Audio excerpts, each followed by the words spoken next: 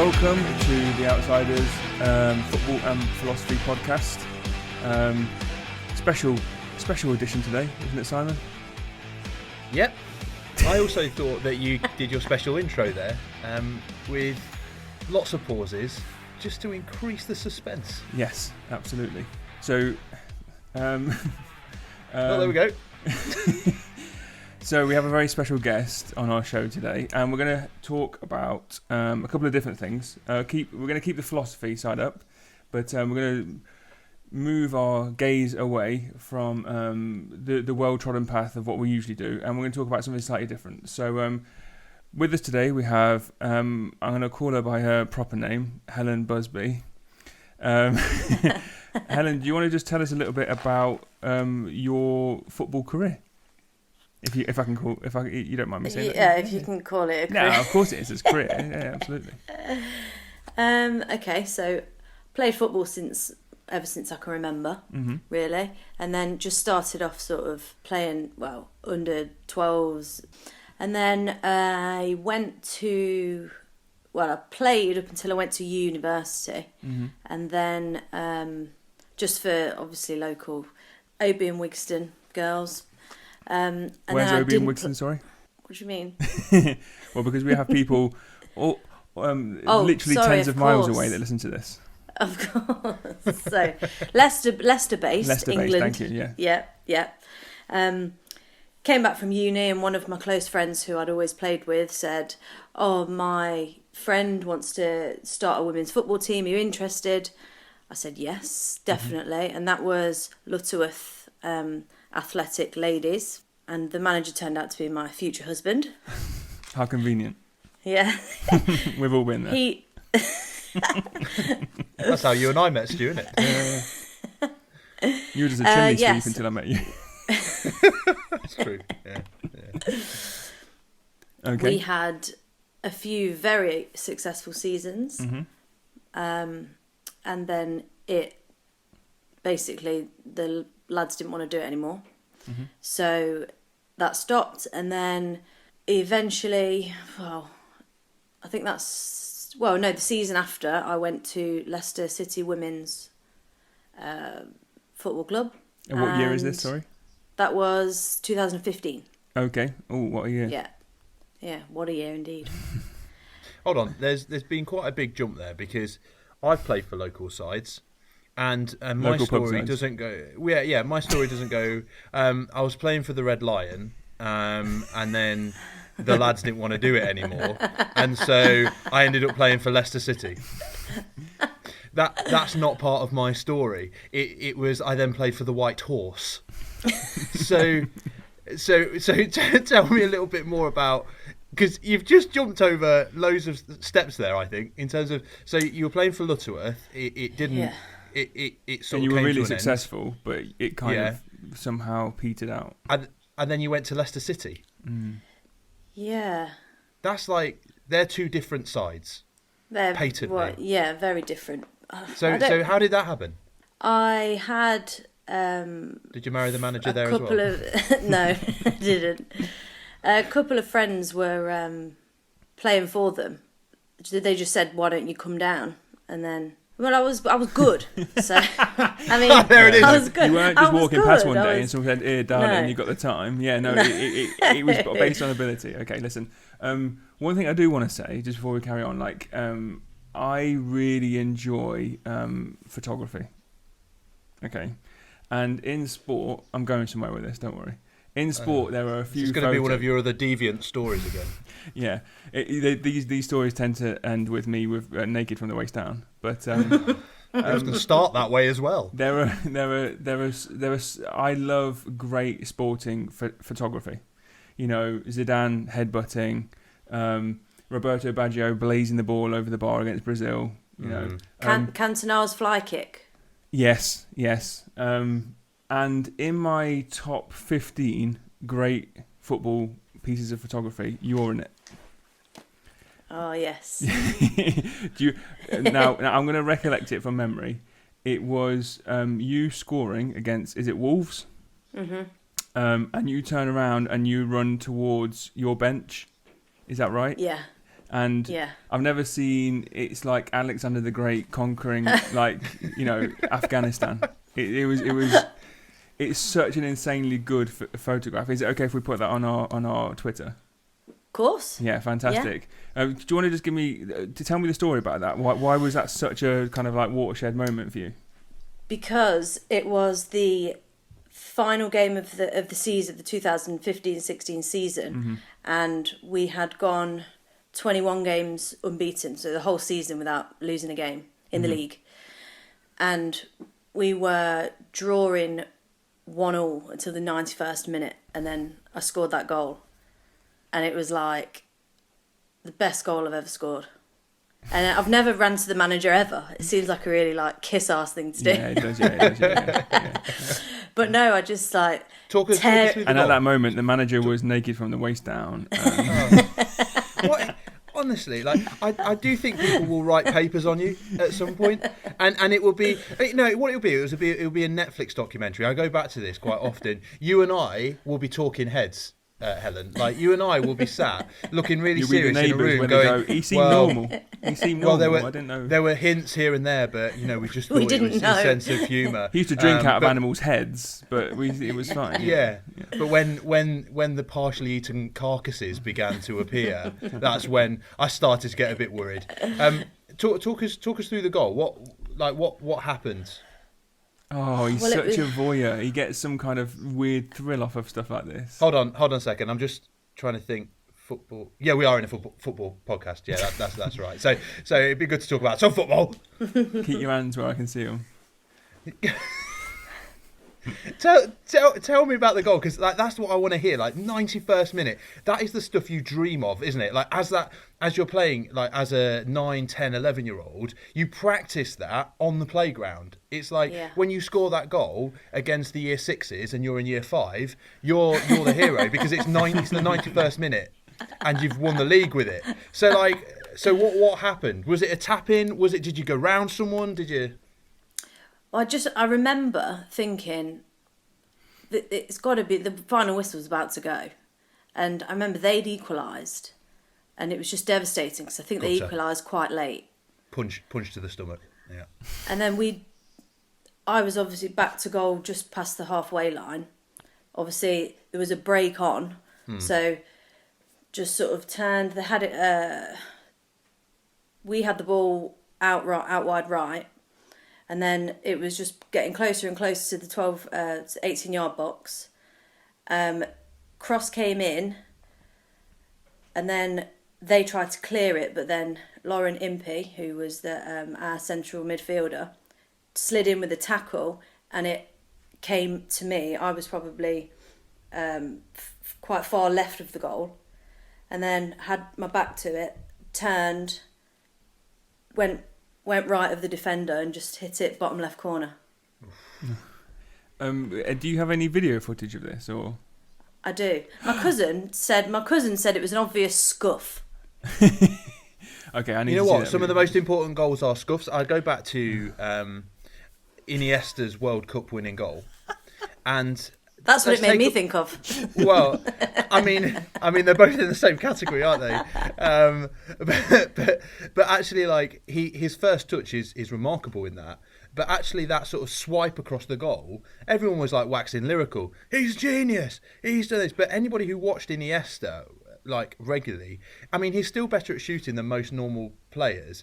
But shooting was one of his weakest characteristics, and I still think that was a scuff. The goal that won the World Cup, and it's like the goal that won the league for you and maintained that record. Who cares if it's a scuff? Yeah. I remember scoring an extra time winner, and I swear it was a bullet header. Everyone else swore it came off like the lower portion of my chin, and I've even seen the video footage of that goal, and it shows it coming off my chin. But in my mind, it's a bullet header that Giroud would be pleased with. So who cares if it's a scuff? I remember I scored once, right? And when I walked in, all my mates said, "You'll never get her." And when I was in... I haven't got any football stories. And then you married her. Oh, it's done. It's been done. Okay, listen. So, would you say that's your proudest moment of your footballing career? Well, I was thinking about this, and but off the back of that, when it was the same year that Leicester City won the league, same season that Leicester City won the league. So even though we weren't properly affiliated with the club, it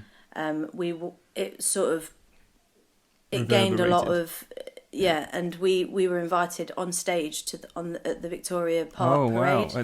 Is it the Kasabian thing and all that? Yeah. So that was probably the most surreal moment, but everything before that sort of led up to it. So it was. How much of that winning, that Leicester City winning the title, how much of that filtered through to the women's game then? Oh, loads, I think. But it was because the men's team were doing so well. Also, it kind of, when you say, "Oh, play for Leicester," it was, people were like, "Oh, wow," and had the tracksuits and everything, and people loved it, and it was really, really cool, really cool. Because Leicester's a bit the context for those people who are outside of Leicester, those 3 listeners outside of us 3. Leicester's traditionally a rugby town, isn't it, as well? And the football team has slowly been growing and growing and growing in terms of the appreciation of the city. So that year was, I think, an important year in terms of, it was also a year where the rugby side, the Tigers, who are sort of like the Man U of rugby, were on a downer and were sort of going down. So it was a perfect time for you guys to be visible and for that sort of energy around the football team. Yeah, definitely. And on the last game of the season, last home game of Leicester's season, we were invited to walk around the pitch with our trophy at half time. And obviously everyone goes in for a pint, but there were some people still out there, and everyone was clapping and stuff, and that was quite nice. So you don't play anymore. What do you miss most about the game? Oh, the fitness for one. The fitness. I just love it. I just love the game. I love it. I watch any game that's on. I took a football down the park a few weeks ago just on my own. Midnight was it? Lockdown has rescued that from being the saddest thing I've ever heard in my life. So going back to the proudest moment, when I was thinking about the proudest moment, it was going to be all those things, but then I'm on Wikipedia. Oh really? Oh, that's a win. You're on Wikipedia? How big's your entry, if you don't mind me asking? If it's not too rude. Well, not massive. Because I'm going to check out your entry in a minute. It's not massive. It's not big. But I'm there. Yeah.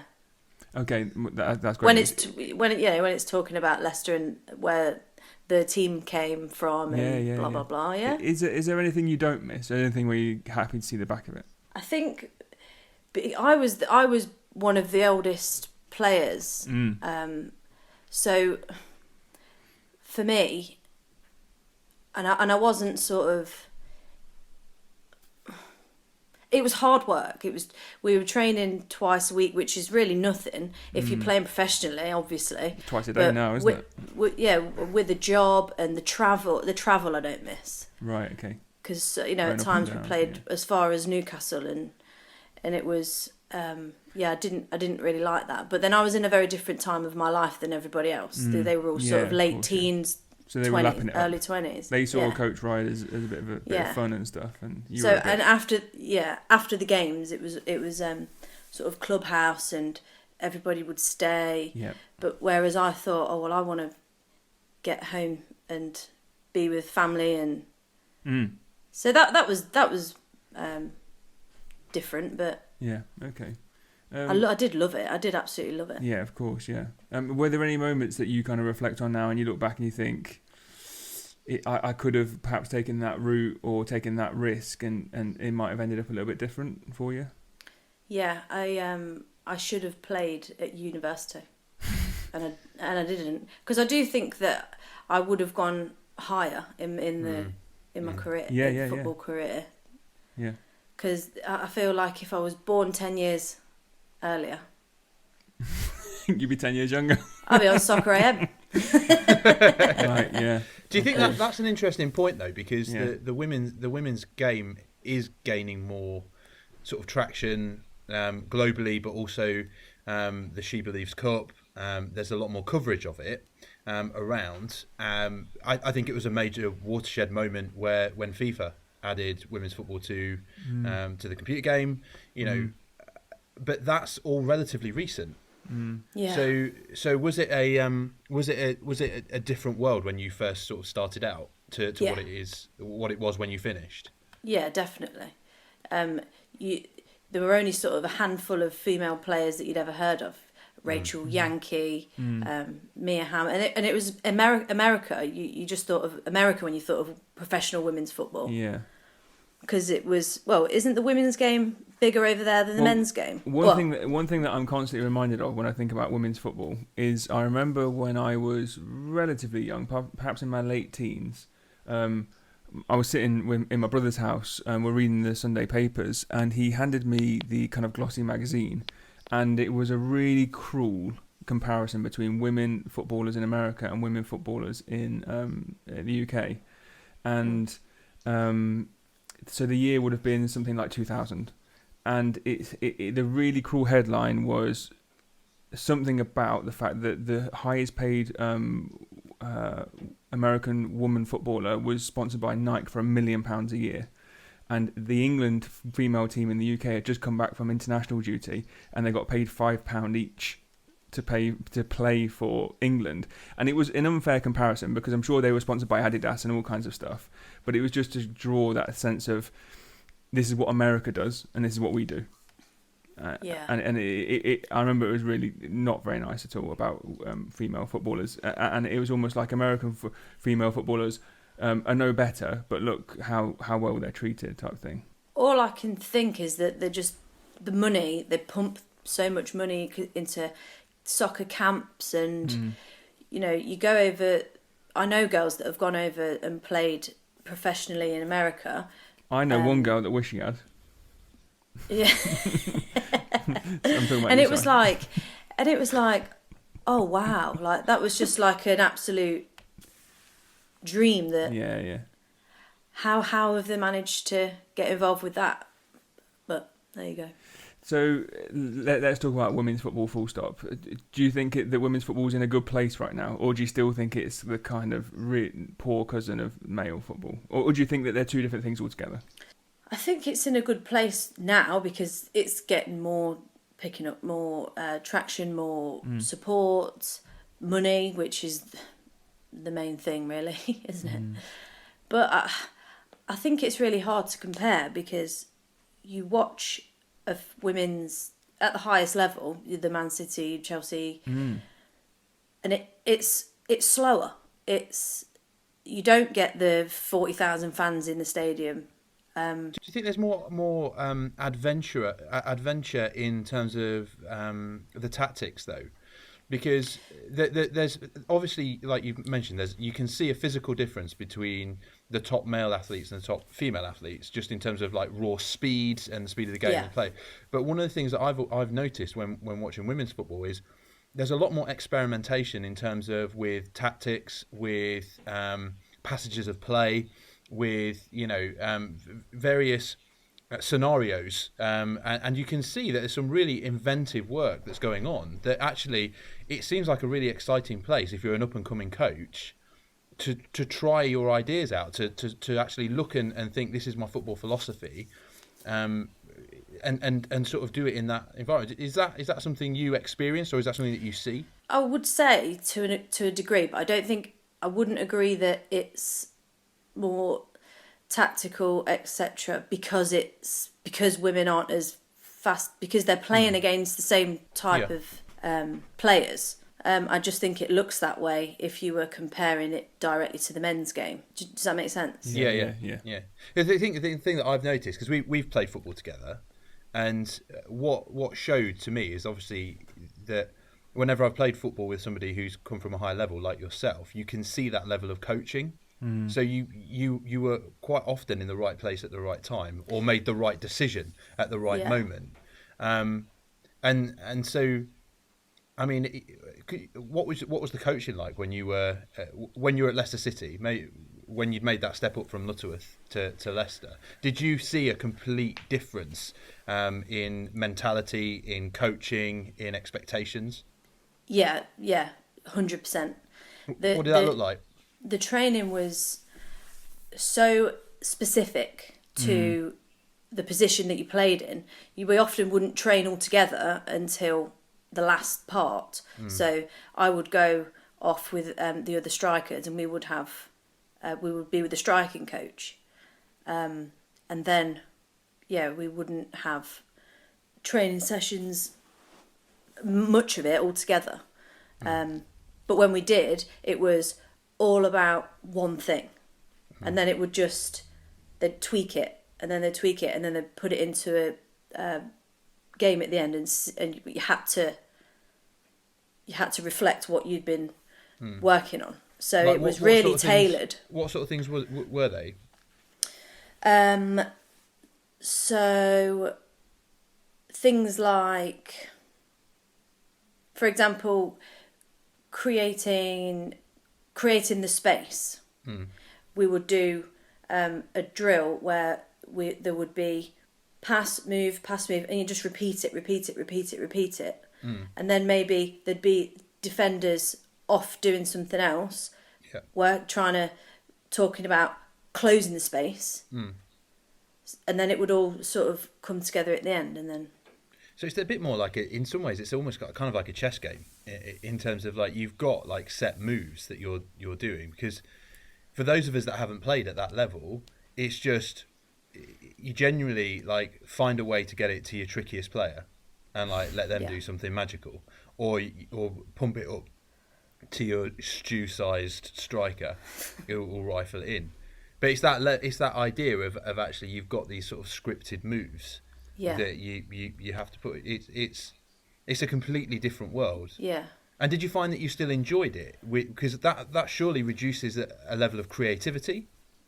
Yeah, it did. But then you would do something that many times, it would come natural, and then you wouldn't even think about it, and then it would improve the game. So corners was another thing. Each week well, maybe not each week, every couple of weeks maybe, they would change, with all the signals and things like that.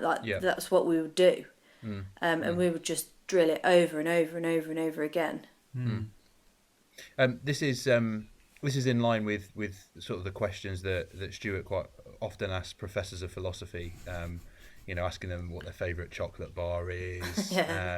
Is their favourite colour green? If it's not, why not? Those sorts of things. Who is the best player you've played against, and who are the worst team that you played against in terms of like nasty? Oh, best player I've played against. Oh, hang on. I'll have to let me think about that one. She probably would look like me with a wig, right? That's how you play anyway. I remember that first Saturday. What? Who are the nastiest team you played against where you walked off at the end with lumps out of you going, "Oh, that bastards"? Loughborough Students. Loughborough Students. Yeah. Was that a local rivalry thing? Yeah, I think. Yeah. Yeah. It was. Yeah, it was always all Loughborough Foxes. Actually, no. Loughborough Foxes was more the Lutterworth days. Yeah, it was. I think it was that because they were good. Because Loughborough University is like a sports university, isn't it? Yeah. Yeah. For Leicester-wise, it was Sheffield United were always quite rough and tumble. They are up there. Rough and the tumble, ladies, yeah. I find. Yes. Yeah. Yeah, didn't like playing them. No. Yeah. Okay. Can we just come back to kind of football as a whole? Because there's a couple of things I want to talk about before we move on to kind of more kind of current affairs, I guess you call it. What do you call it? Do you think? No. Okay. You said that in a denigrating way. Current affairs, as you'd call it. I want to talk about stuff like female commentators and stuff like that. That's the current affairs I want to talk about. You've just embarrassed yourself, and I'd like to issue an apology once again. In previous weeks, Simon has been quite forward with his racial slurs. Today, his outrageous misogyny. He's finding it hard to keep buttoned down. So, on behalf of everyone at the podcast, including our very special guest Helen Busby, I'd like to say sorry. We've discussed your playing career. Let's talk a little bit more about equality and equity in football. Would it be foreseeable in the future that you might see that 5, 10, 15, 20, 25 years in the future, it doesn't matter when, that there'll be some parity of finance between men and women's football? Do you think that women will ever be sold for 100 million, 150 million pounds? Not women footballers, sorry. Because there's some places in the world you can get a woman for 7 camels, so... That's outrageous. But true. Yeah. I can't see that.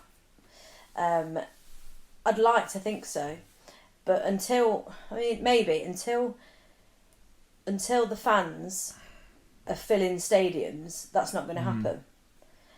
But then if you look at the sort of trajectory in terms of when female football was being played in these big stadiums, and it has gone up. So who knows what might be in. Do you think that see, the thing about football is it's by men for men, and so I can't help but think that is there the same audience for women's football as there is for men in terms of the gender turning up for the gender?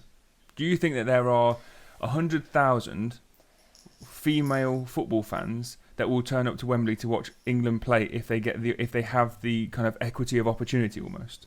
No, I don't, which is a real shame.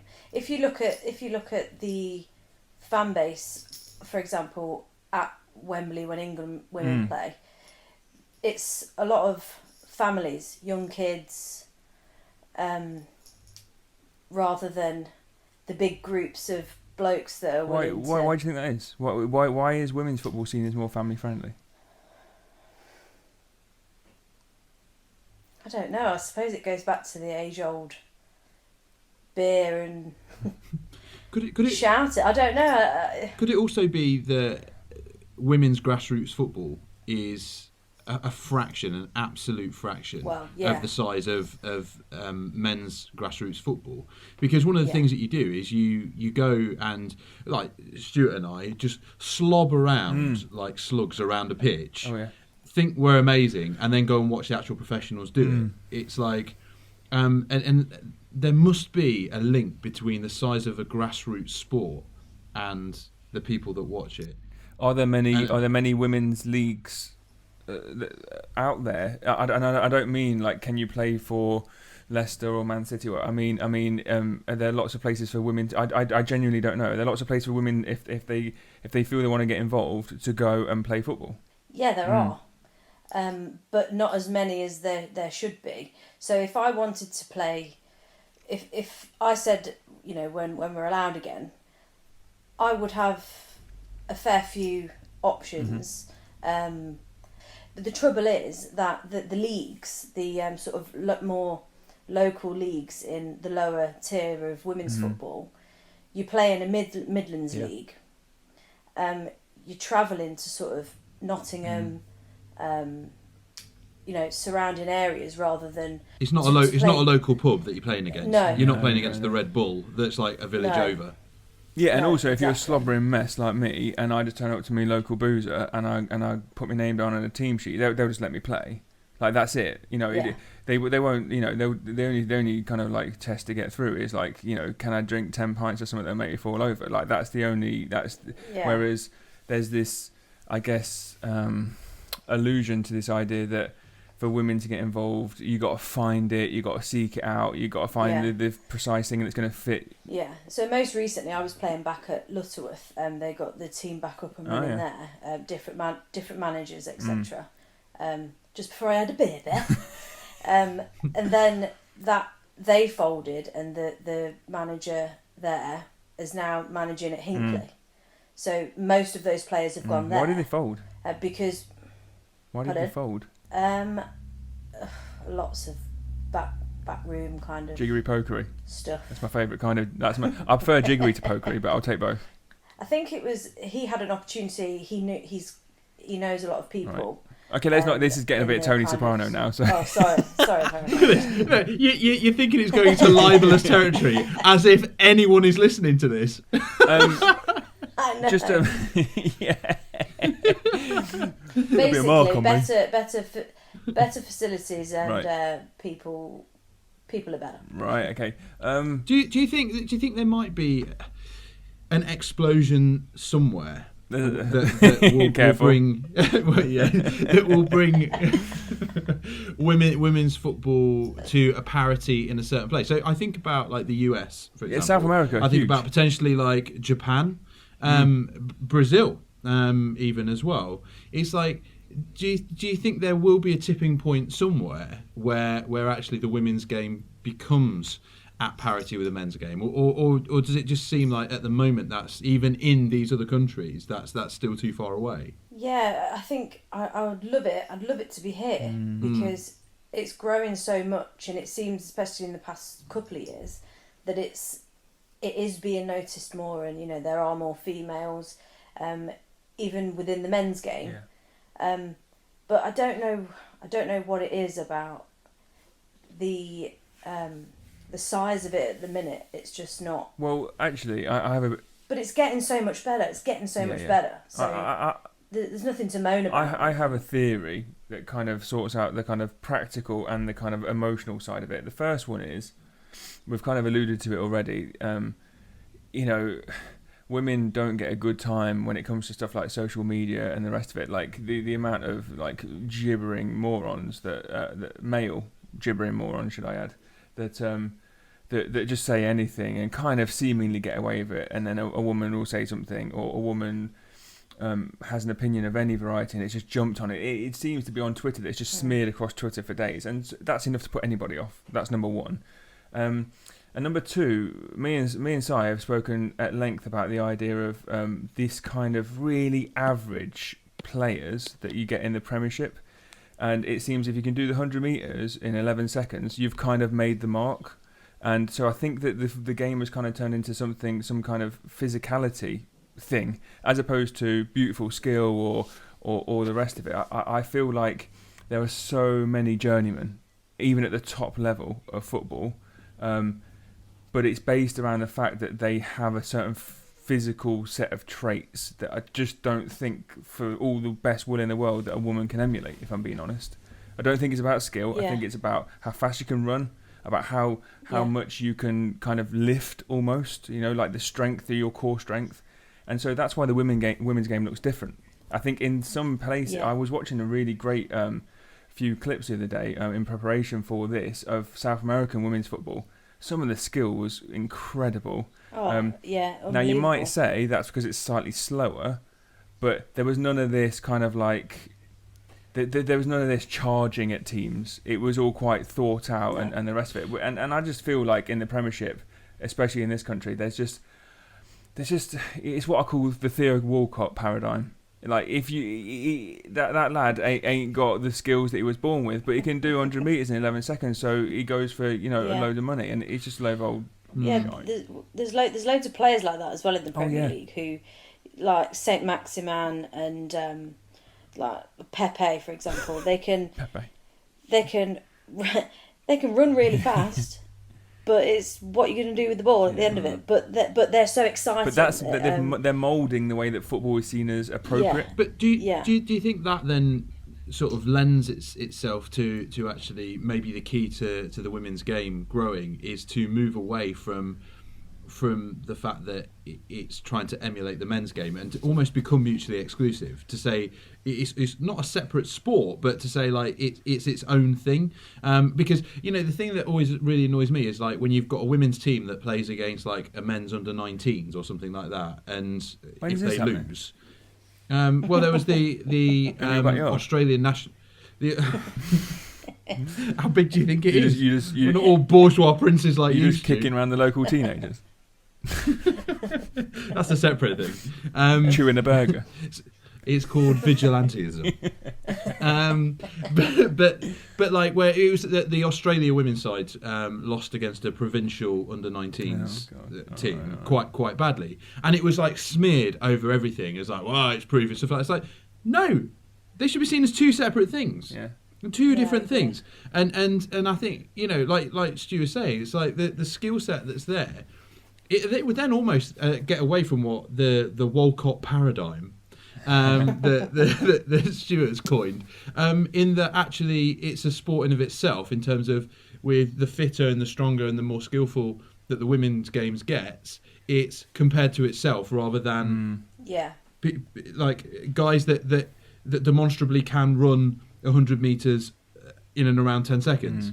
You know, it's that's not a fair comparison. And I wonder if maybe that's the key going forward, to actually make it slightly more mutually exclusive, rather than, look, here's a version of what we've already got. Yeah, definitely. And I think with that in mind, how can you possibly talk about equal pay if you can't compare it with one thing and then... Well, it's interesting. Not with another. I think comparisons in sport are almost impossible. I was reading the other day, you know, Tom Brady, the American football player.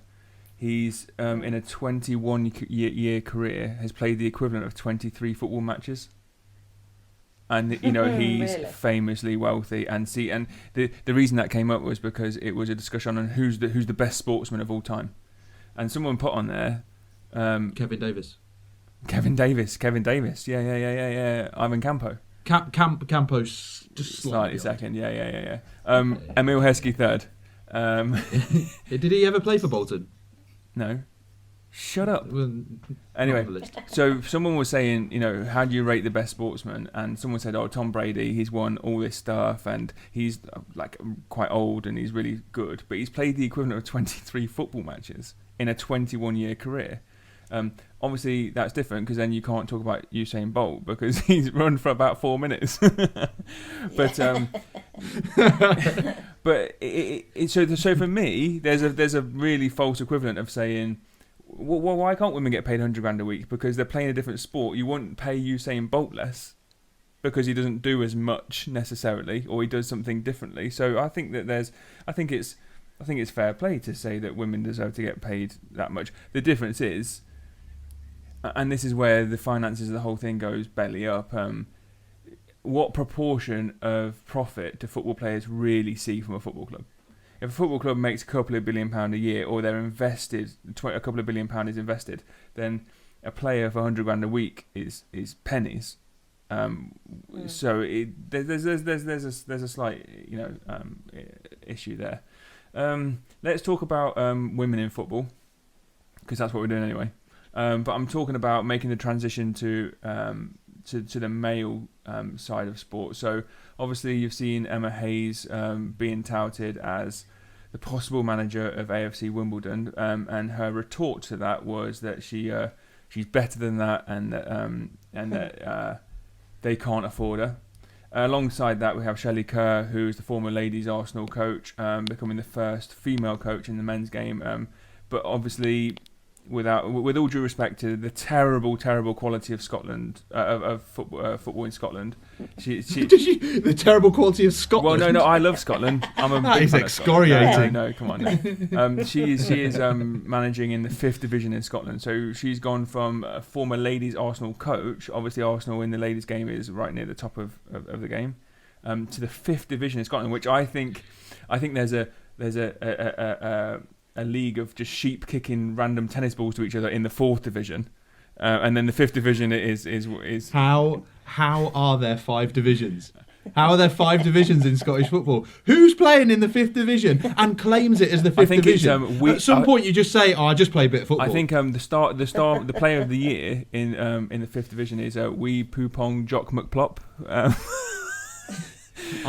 You're a man from the toilets in the public toilets in Aberdeen. You're a man from Scotland, so you can say that. I love Scotland. One of the worst things I think I've ever heard. I tell you. Yeah, we can't. No. The thing about Scotland is, I think it's a lot like Australia, and you'll be aware of this. In as much as there's kind of bits of civilization, and it's brilliant, and it looks great, but it's basically empty. And there's not much going on there. And I've seen Scottish football pitches, and I mean the ones that get taken care of, and they're basically at 45-degree angles, half of them. So it's five divisions. 5 divisions. The 5th division. What teams are in the 5th division? Well, I'm staggered. Let's get back to the question, and then we'll talk about the Scottish 5th division. But obviously, there's some kind of false equivalency in how women are seen in the women's game, and then that being kind of transposed into the men's game. Is that a good thing that women are being seen as possible coaches of men, or is it basically another slap in the face to say you're not anywhere near as good, and are you on the side of Emma Hayes by saying that you're taking the piss? Yeah, I am a bit. Yeah. First of all, I think it's amazing that it's even a conversation. Yep. And so what she said, yeah, fair play. Why would you? Yeah, absolutely. Not maybe why would you, but because obviously you want to, that those stepping stones are massive. Yeah. But like previously has been said, she's at the top of her game. Yeah. In the top, it's at the minute Chelsea are a force in women's football. Yeah. So yeah, whether it was tongue in cheek or whatever, at least it's being talked about. But it also takes away from the real tired sort of ex-pros. You've got to playing football at the highest level to manage at the highest level. You patently don't, because you look at the top managers. Yeah. Like Mourinho, go back to like Villas-Boas and managers like that who haven't played at a very, very, very high level themselves. Wenger haven't played at a very, very high level, but are still seen as some of the best managers around. It's like, why is there still this idea that it's like you've got to have played at the highest level in that sport to then become a coach? Surely they're 2 different skill sets. And actually to say, oh yeah, but you could have Wimbledon. It's like. Yeah, it's completely different, and obviously playing as well as managing brings maybe a slightly different perspective. But I don't think it would affect your ability to coach a team. You don't see Ancelotti in the middle of a training session sprinting the 100 metres and tonking it into the top right, do you? He'd be dead. After his training session, he goes back and has a medium rare steak with all the garlic sauce he can muster on it. Full cream. Oh, yeah. There's no other way. No. I don't even know what garlic sauce is. I was trying to say peppercorn. No. Sure, it's got garlic in. I'm furiously trying to find the 5th division, but I just can't. The internet won't give me the answers. that's shocking because I've seen your Google search history and you found some truly shocking things. Well, like I think borderline criminal, and so for that to be missing tells you everything. Scroll to the very, very, very, very bottom. But it just of the internet. It's not how it works. Yeah. Of the page, of the first page. Yeah, no, okay. I can't make jokes about the internet because then we won't be able to put this on the internet. Okay, fantastic. So let's just have a very, very quick. It's our canvas. Sorry, Stu. Oh, I could do with a drink. I don't know about you, but I could do with a drink. I don't know. Yeah, what would you have? Sorry, what would you fancy if you had a little drink now, a little snifter or something? I'd have a Disaronno. I don't know why you're laughing at me. It's how it's spelt. It's Disaronno. And it is the perfect drink. I go back to what I keep on saying. It's an amaretti biscuit that you can drink. An amaretti biscuit is a Disaronno you can eat. It's incredible. It's perfect. It's amaretto. It's amaretto perfected. It's amaretto. I'm not a fan of drinking biscuits. You're not a fan of anything that's good then. Okay, let's move on from that. Hold the ice. We're gonna finish up. We're gonna finish. I'll have a warm biscuit liqueur, thank you. I'll tell you, no, it's hilarious. Just a last thing on the Disaronno, because I know you get sick of it when I talk about it. It's faithful listener, absolutely hilarious. When we were able to meet in pubs, if somebody gets a round in and they say, "What am I ordering? Pint, and a Disaronno." No, it'll be me and. Would you do that? Yeah. No. What it'll be me snorting and scratching myself, and I go pint of something, and I go, and for him, yeah, just point to it. You don't say it. Point. A Pernod and lime, please. Listen, Pernod and lime. It sounds like a detective couple. Yeah. We need Pernod and lime. Anyway, sorry, we're talking about football. I'd like to welcome everyone to Radio Sci. He's gonna offer an amusing quip in a minute about how it's very hard to get lids off of jars. It is when you put them in the fridge. I use a tea towel. I tend to use a tea towel. That is. Just get a tea towel. I put it upside down in boiling water.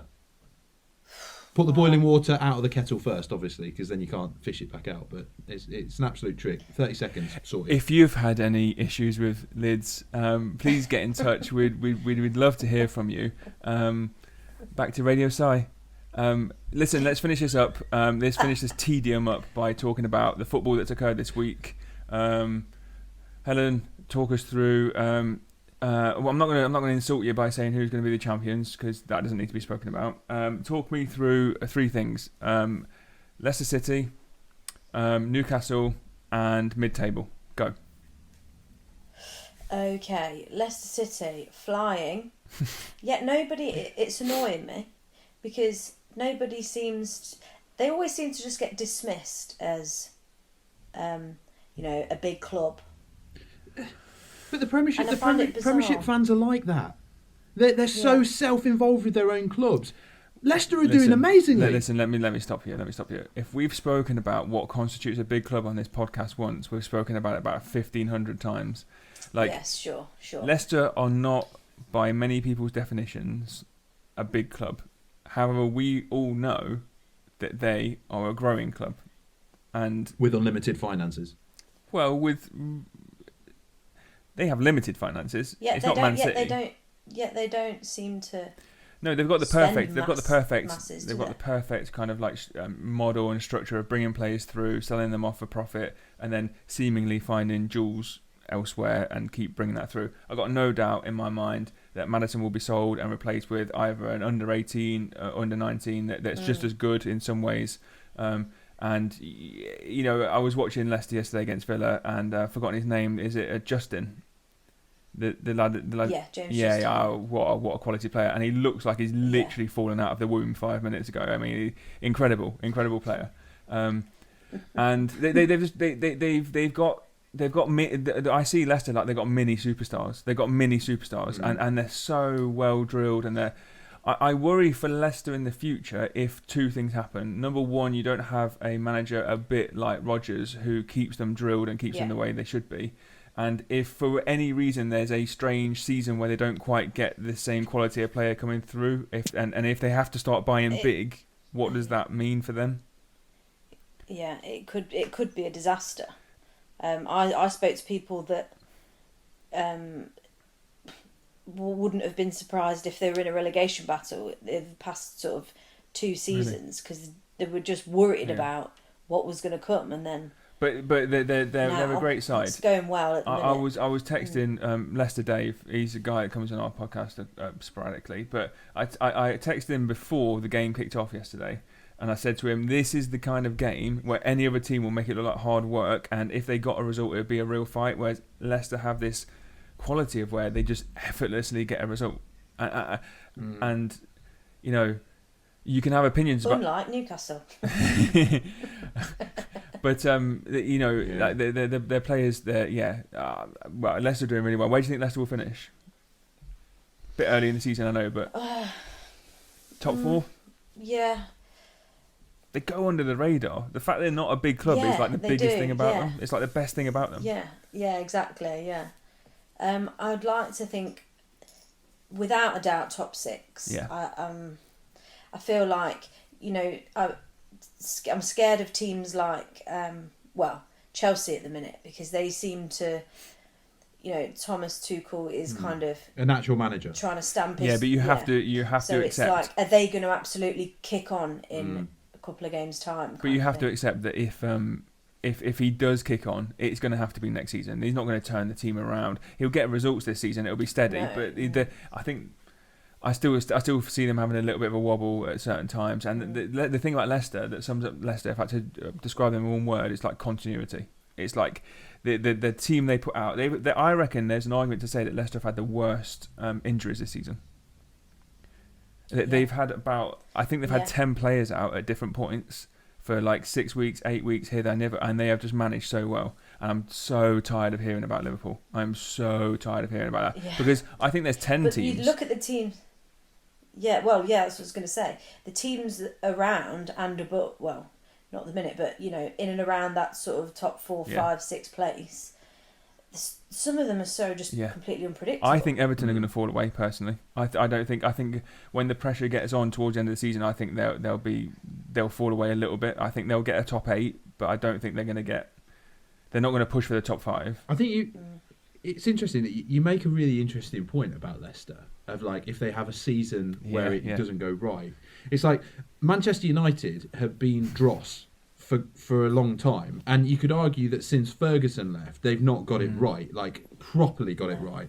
And even to the point where Mourinho says one of his biggest managerial achievements was getting them to be second. And it's like when Mourinho is saying that, I mean, but everyone's sort of talking about when will Manchester get back up? When will United get back up to where they need to be? Nobody says that about Leicester. So if Leicester have a couple of bad seasons or a bad season, it will be then like, have Leicester found where they need to be, or will they be back to a relegation thing? It's I don't know whether that's a strength or a weakness for them, but it's hilarious, these sort of different narratives that come out. It's like Manchester United could realistically be in the doldrums for the next decade, and wouldn't that be terrible? But Leicester could be in and around 3 or 4, have one season where they finish 10th. And like everyone will be like that could be it for Leicester.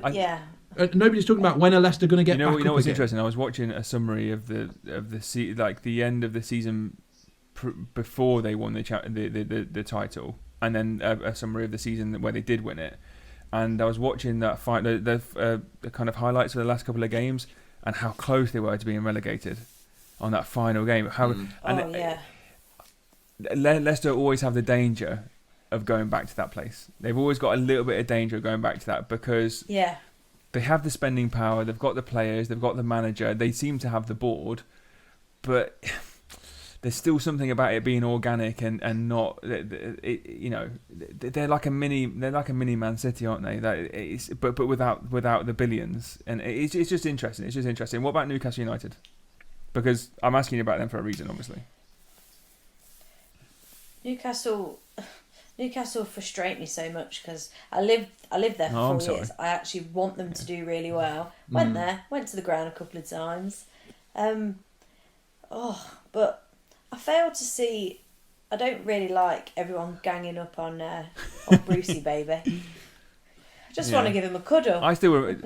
But Callum Wilson is a massive blow for them. Massive. He's done a what? He's a big blow. His injury is a blow. The thing about Steve Bruce is that I honestly, like, he's, in terms of me being a football fan, he's been off my radar for a long, long time. I'm not that interested in him. I still remember respecting him as a player, and it's just a shame to see him being dragged through the dirt in that way. I think the biggest shame is Newcastle. We've spoken about this before, Stu, haven't we? Newcastle as a club. Like, I'm not a Newcastle fan. But I want Newcastle at the top. I want Newcastle dangerous. It is dangerous. Newcastle's You've been there on a Saturday night. City. Yeah, it's massive. It's like it's and maybe again I'm harking back to the sort of the tired tropes of Newcastle should be at the top. Should they? Well, listen. This is football's a meritocracy. This is exactly what we're talking about with Leicester. Maybe this is the same discussion as Leicester. Like, people saying Newcastle are fighting relegation. Well, they haven't got a very good team. Leicester have got a really good team. They're in second in the table. Like, who cares about what they did in the 80s? Like, Yeah. And finally, Never interrupt me. Oh. No, I'm joking. What about middle of the table? Middle of the table. It's a bit of a shit fight at the minute. Like there seems to be not very many points between. There it is. You know, if you look at 10th, 11th, it's 5 points off of like knocking on for European places. It's 5 points off of might be in a relegation scrap. Yeah. Old boring Burnley are in and about, aren't they? You won't believe how many online fights I have with Burnley supporters. Nothing wrong with Burnley. We play dynamic football, nothing wrong with Burnley. No, you don't. Well, what's wrong with winning? They you play don't win either. effective football at times. Yeah, that's true. Actually, yeah. But yeah, middle of the table, you just expect Burnley to be there, don't you? Stuck right there. West Ham are impressing me a lot. Brighton are a weird one because they seem to play, but they've been. Don't you think as well? Their manager, Graham Potter, he looks like he looks like to me, if he wasn't a football manager, he would be a predator, church janitor. Like the bloke that has the keys to the guy that solemnly and like with a runny nose collects the Bibles at the end of the sermon. Yeah. He looks to me like looking a bit. He looks shady to me like at the door. he'd be the guy that just runs the office at QuickFit. Like that's it. Just he's the guy that does. He's the guy that does the trolleys. Yeah. But and I hate the fact it's potable. It's potable as if he's invented something. He's invented nothing. He has invented nothing. Okay. Calm Don't down. call it potable. Calm down. Okay. Give us 2 surprises. Number 1, tell us who's going to excel from now until the end of the season. That's going to be a surprise that maybe might take us by surprise, and tell us who's going to get relegated. That isn't loaded. Okay. Okay. I'm going to go with my heart. Fulham to stay up. Yeah. West Brom to go down. Yeah. West Brom, Sheffield United, and I'm going to say Newcastle. Yeah. Good, excellent, fantastic. That'd be great. Hey, listen, you forget that actually they were down there not that long ago. To be fair. Okay, and who's going to be the surprise pack this season where everyone will turn around at the end and go, Jesus, we didn't see that coming. They got 5th in the table or whatever. West Ham. West Ham, I do. Yeah. Who's your favourite player for West Ham? I love Souček. Great player. Well, yeah, but I mean, I hated Jesse Lingard when he was. Don't you think that's a bit of a flash in the pan, though? But I just think it's. Well, I don't know. We'll see. I mean, but when they signed him, nobody thought that he was going to start every game.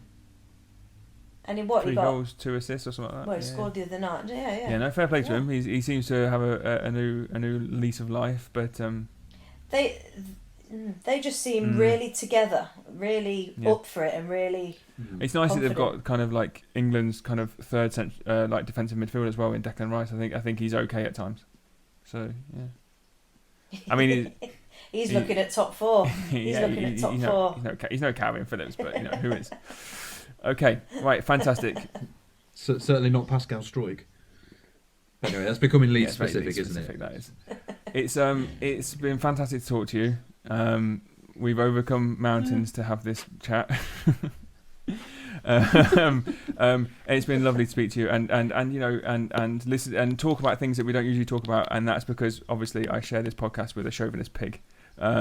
So it's really nice to talk about women's football and about the future of it, and yeah. So thank you very much. Would you have me on again? It depends. I want to talk more about men's stuff. We'll No, I'm joking. We'll call you. I will. If it wasn't, can I? If I send you a bottle of Disaronno through the post, yeah. I'd intercept it. I'd smell it. Would, yeah. It's in the village. No, we'd love to have you on again, and perhaps we'll have you on a few games from the end of the season when we can tell you that all the things you just said are completely wrong. Fantastic. Brilliant. I expect that to be the case. Lovely stuff. Okie doke. Well, Si, do you want to say bye to the 4 people that listen to this? Well, no, because actually everything is just ultimately It's meaningless, pointless, isn't it? especially talking to you. We're just Sexist in pig. an absurd. I can't end. On... Okay, thanks for listening to the Outsiders podcast, where philosophy and football come together in a beautiful personal harmony between myself and our special guest Helen, and not this chauvinist, bigoted pig sigh. Cheers, guys. Thank you.